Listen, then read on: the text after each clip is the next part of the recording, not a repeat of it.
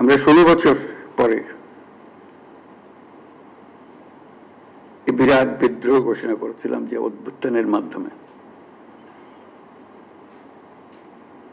এবং যে কারণে অভ্যুত্থান হয়েছিল তাৎক্ষণিক যেটা টার্গেট ছিল সেটা আমরা অর্জন করেছি। কিন্তু তার পেছনেও ছিল একটা বিরাট স্বপ্ন, নতুনভাবে রাষ্ট্র ব্যবস্থা বিনির্মাণ, নতুন বাংলাদেশ বিনির্মাণ।